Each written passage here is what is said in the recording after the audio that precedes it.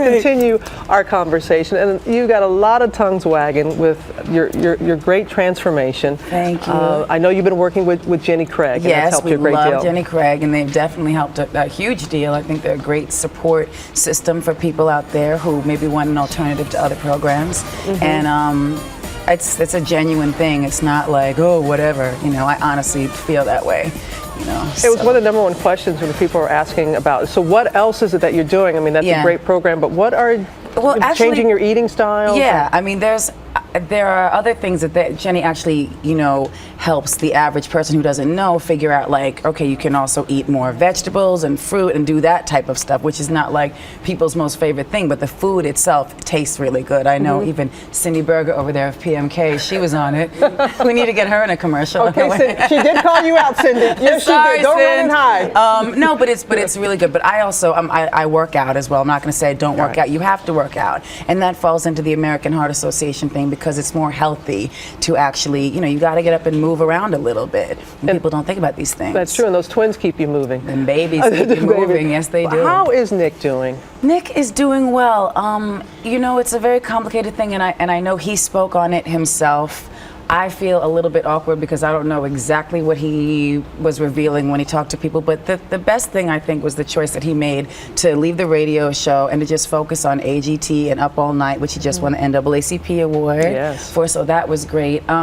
It was just something that hit us really hard at the top of the year, and he we wound up in the hospital. That's in Aspen at the hospital. Exactly. When you tweeted this, Mariah, I mean, we didn't know how big a deal it was at that moment. When did you know it was like, oh boy, this is something big? It was a gradual thing. I mean, we ended up in a couple of hospitals this year already, but now he is doing better. The thing is, like, he's a young, healthy person, and it's about changing the lifestyle. Again, it's just a lifestyle choice and just an awareness of what can really happen to you no matter how young or in great shape you are, vibrant. So I think, you know, he's going to turn, like he always does, turn something that happened into a positive thing. And I think that's why this American Heart Association union that, you know, I'm dealing with is a great thing for me and for our kids and going forward and stuff. It is perfect. Yeah. Well, we had some viewer questions, and they were great as always, and we got so many people just are sending them. And somebody wanted to know from Houston, how do you believe motherhood has changed your life? Well, I feel like the pregnancy itself, because I don't want to go into the dramas and sound like a complainer, but when you carry twins,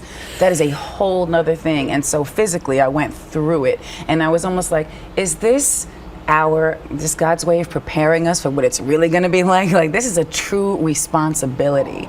Like, it's a complete...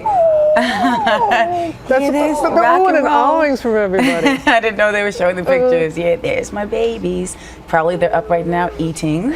Yes, having some pear puree. That would be Miss Monroe's favorite. That's Miss Monroe on the left and Rock on the right. Moroccan Scott Cannon. We call him Rock Star.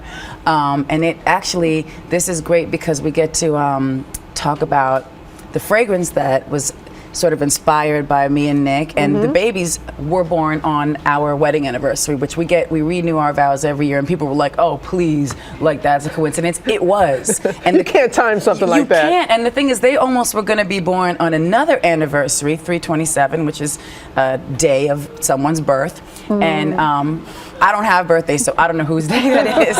But and I was like, oh my goodness, that'd be so amazing. But they would have been born way too early. So I did everything I could to keep them in for 35 weeks, and it was a really long, tough thing.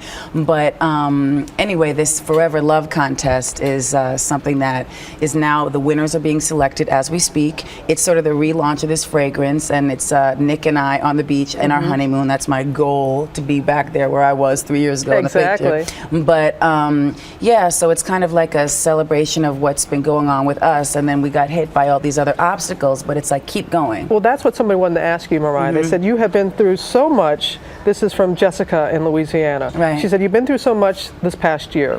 What point would you say was the hardest, and what did you do to get through it?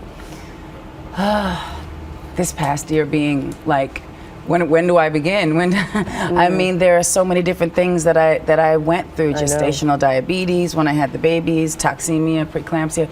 So that was a whole thing, and I had never dealt with a physical thing like that either. So that was one obstacle. And then, of course, you know, Nick being going through his health issues. That's a huge obstacle, and taking on that role of figuring out how to be how to help the most, how to be a good caretaker and stuff like that.